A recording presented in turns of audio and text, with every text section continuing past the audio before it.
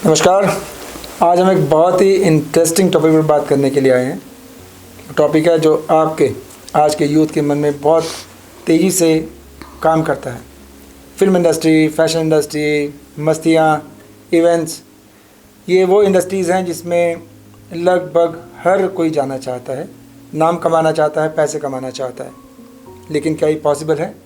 क्या ये आसान है? हर कोई जाता है। मुंबई, आजकल लोग साउथ इंडिया में भी जाते हैं, पंजाब इंडस्ट्री में भी जाते हैं। तो क्या वहाँ पर संभावनाएं सभी के लिए हैं या कोई और रास्ते भी हैं? थोड़ी हम बात करते हैं। आज हमारे बीच में कुछ यूथ हैं जो अपने आने वाले फ्यूचर के लिए तैयारियां कर रहे हैं।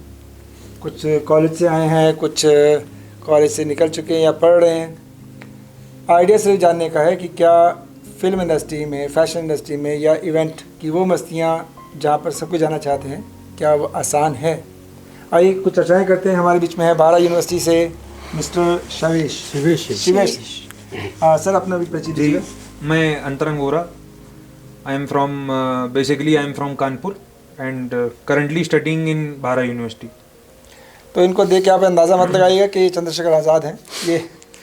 ये बारा यूनिवर्सिटी में बहुत ही सीरियस टॉपिक में है। लॉ शायद में आप लॉ कर रहे हैं, लेकिन इनका बहुत रुझान थिएटर में भी है, कला में भी है।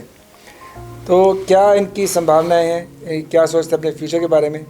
दूसरी ओर हमारे पास कुछ और यूथ हैं जो अपने अपने क्षेत्रों में स्टडी कर रहे हैं या निकल चुके हैं। इनकी भी राय जानेंगे। और थोड़ा परिचय दीजिएगा अपना। सिमरन चौहान जो अभी ब्रिजकला में है, शायद हमारे साथ ही हैं। प्लस आप बताइएगा। मैं ज्योति हूँ। और आपने कहाँ से ITI किया? हाँ जी सर। सो आज के यूथ के लिए हमारा जो प्रश्न है वो सिंपल सा है कि क्या आपका मन कौन कौन सी इंडस्ट्री में जाने को करता है और उसके लिए आपकी तैयारियां क्या हैं और क्या सोचते हैं भविष्य को लेकर? सबसे पहले आप बताएंगे। अगर मैं कला क्षेत्र के बारे में बात करूं तो कला क्षेत्र तो संचलित बहुत ज़्यादा भरा हुआ क्षेत्र है। अब हम आते हैं हिमाचल में जी। अब पुराना युग गया कि अनुपम खेर साहब जो है 200 रुपये घर से लेके निकले और गाड़ी लेके पहुंच गए मुंबई। फिर उन्होंने इतनी मेहनत की और वो कला क्षेत्र में आए। पर मैं एक चीज़ विचार करना चाहूँगा कि जब आपको सीनरी दिखानी होती है, बर्फ दिखाना होता है, नेचर दिखाना होता है, तो आप कहाँ आते हैं? हिमाचल। ठीक। हिमाचल की जो फोक डांस है नाटी, वो सबसे ज़्यादा प्रसिद्ध है जी। तो कि सिनेमा फील्ड में हम लोग पीछे क्यों रहे? इस पे विचार करने वाली बात है। और वो जमाना गया कि जब हम जो है ट्रेन पकड़ के मुंबई जाया करते थे। अब सोशल मीडिया का ज़माना है, अब ज़माना है आगे बढ़ने का। तो मेरे विचार से कि जो यहाँ के कलाकार हैं, जो इस फील्ड में रुझान रखते हैं और आगे नहीं बढ़ पा रहे हैं, तो उनके लिए हिमाचल में व्यक्तित्व रूप से एक सिनेमा होना चाहिए या तो एक इंडस्ट्री होनी चाहिए जो यहाँ के लोग यहीं रह के उस फील्ड में आगे बढ़ें और उनको कम मेहनत करनी पड़े। मेहनत वो पूरी करना चाहते हैं, लेकिन जगह जगह भटकने की मेहनत कम करनी पड़े। बस आपका मतलब जी, मेरा कहने का मतलब है कि अगर इंडस्ट्री की बात करें, अगर या तो किसी विचार की बात करें, तो क्यों आदमी यहीं आके सोच के रुक जाता है कि मुंबई नहीं जाएंगे तो कुछ नहीं होगा? ठीक है। सबका विचार यही कि मुंबई जाएंगे, वो जो है जितने भी टी सीरीज़ हो गए और क्या कहते हैं, जितने भी प्रोडक्शन हाउस हो गए, उनके सामने जो है घर के सामने 100 लोगों की भीड़ लगा के ऑडिशन देंगे। उसमें हुआ तो हुआ, नहीं हुआ तो नहीं हुआ, और फिर वहाँ से लोग चले जाते हैं परेशान होकर। आप अपने ही क्षेत्र में रह के, अपने ही हिमाचल में रह के आप मेहनत करिए और आगे बढ़िए और आपको मौका भी मिलेगा। तो जैसे अभी इनका कहना है कि हिमाचल में अपनी इंडस्ट्री होनी चाहिए, इसके बारे में पिछले कई महीनों में कुछ लोगों ने बहुत अपने प्रयास शुरू कर दिए हैं कि हिमाचल की इंडस्ट्री में भी वैसी होनी चाहिए जैसे पंजाब की अपनी है, यूपी की अपनी इंडस्ट्री है, साउथ इंडिया की अपनी इंडस्ट्री है, असम की अपनी है। तो जब हर स्टेट की अपनी इंडस्ट्रीज़ हैं, तो हिमाचल की संस्कृति के हिसाब से यहाँ के लोगों की जो स्किल्स हैं, स्ट्रेंथ है, उनकी जो कला के क्षेत्र में जो उनके पास एक्सपीरियंसेस हैं, उसके लिए उनको यहीं पे काम मिलना चाहिए। बिकॉज हिमाचल की संस्कृति का अपना एक अलग से और बोलेंगे हम उसको, एक्सक्लूसिव है बहुत। आपके विचार? पहले तो सर इस पटल पर हमें इनवाइट करने के लिए आपका तहे दिल से शुक्रिया। बहुत बहुत धन्यवाद। और जैसा कि आप लोगों ने कहा कि सोशल मीडिया, तो मैं अपना एक पर्सनल बिलीफ बताता हूँ आपको। 3.5 घंटे की मूवी है, उसे देखने के लिए बैठना पड़ेगा, उसे देखना पड़ेगा। आप बाकी और कोई काम नहीं कर सकते उतनी देर, अगर आपको जागरूकता के साथ में अच्छे से उसे देखना है।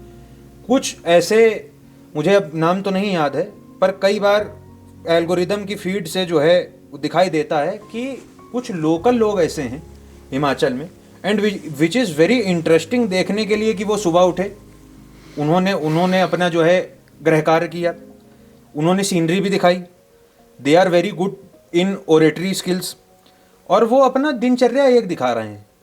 अब आप उसमें देखिए कि कितना अच्छा है कि जहाँ तक चीज़ें नहीं भी पहुँच पा रही हैं, वहाँ तक सोशल मीडिया उसे पहुँचा रहा है।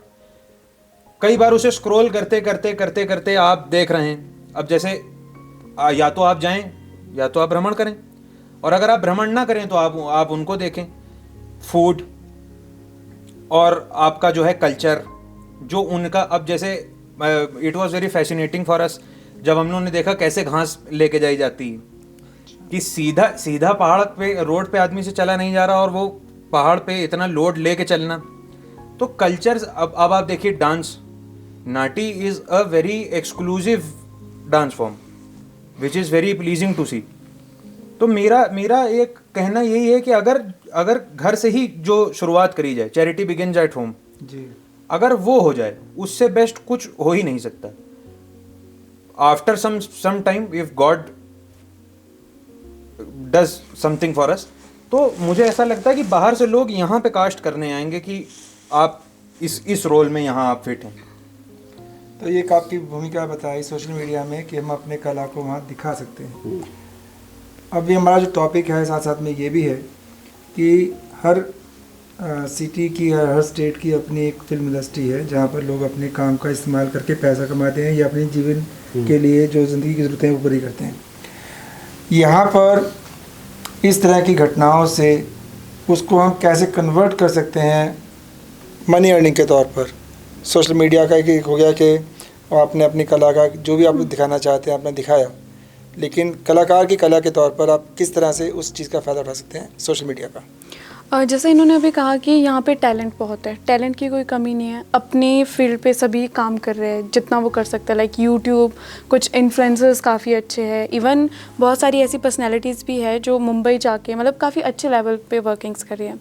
लेकिन जो मुझे फील होता है हिमाचल में टैलेंट, मैं खुद हिमाचल की हूँ, तो जो मुझे फील होता है हिमाचल में टैलेंट की कमी नहीं है। जो मुझे लग रहा है कि एक प्लेटफॉर्म की कमी है, जो शायद से हिमाचल में ऐसी कोई भी अभी तक, जैसे सर ने भी कहा, कोई भी ऐसी इंडस्ट्री है नहीं कि जहाँ पे जाके वो अपना टैलेंट दिखा सके, राइट, यूज़ कर सके। अब जैसे हम चंडीगढ़ की बात करें, for example near by Chandigarh ही है, तो वहाँ पे आप देखना कि हर एक छोटा बच्चा भी जो है वो अगर एक्टिंग में इंटरेस्टेड है तो उसे वो फील्ड मिल रही है, इसलिए बचपन से वो मोल्ड हो रहा है और बड़े होके वो एक अच्छे पर्दे पे निखर के आ रहा है।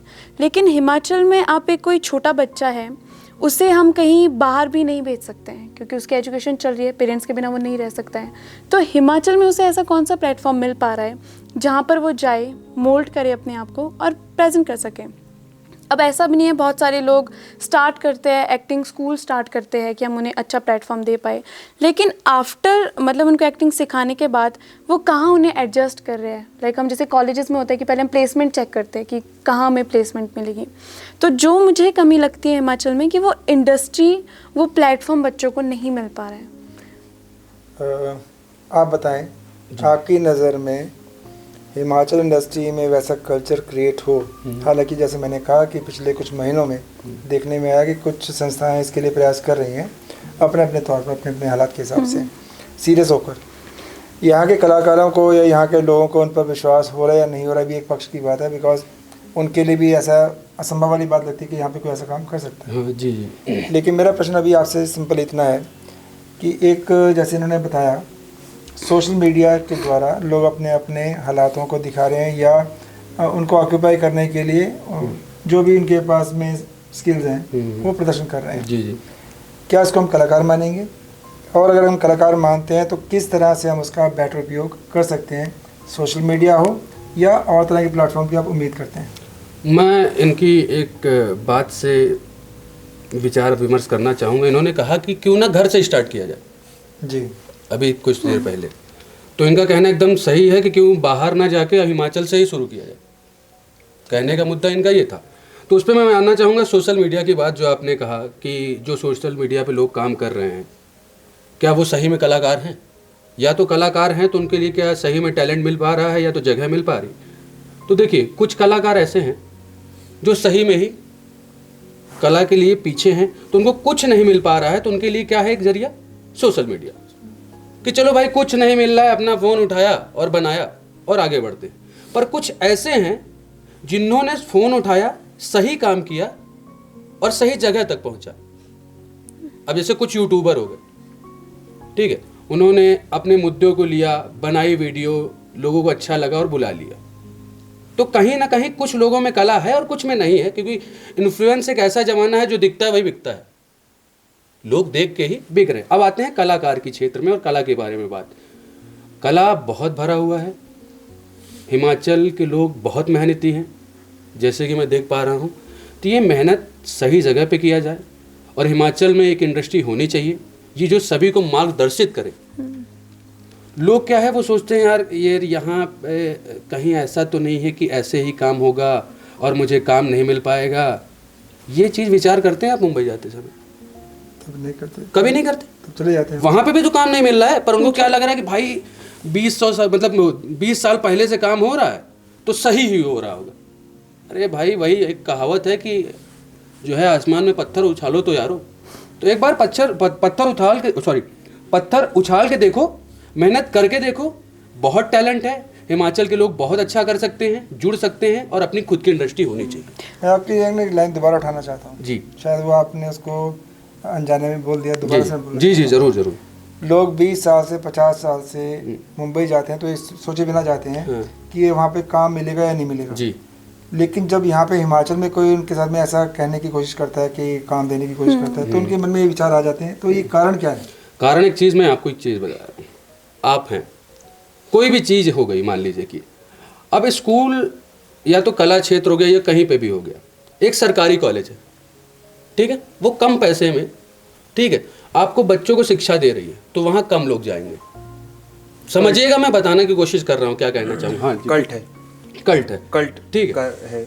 इसका कहने का मतलब बस इतना है कि घर की मुर्गी दाल बराबर।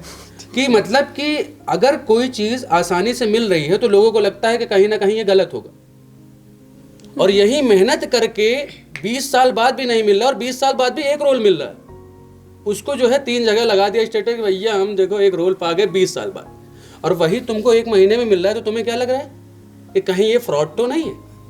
लोग क्या है ना, लोग के विचार वैसे बन गए। स्टीरियोटाइप असल में ऐसा हो चुका है कि अब आप देखें तो रामोजी फिल्म सिटी कहाँ है? हैदराबाद। हर आदमी के मन में ये है कि बम्बई जाएंगे, मुंबई जाएंगे, वहाँ आदमी एक्टर बनता है। तो ये तो अब आप देखिए हर स्टेट में अपना अपना है।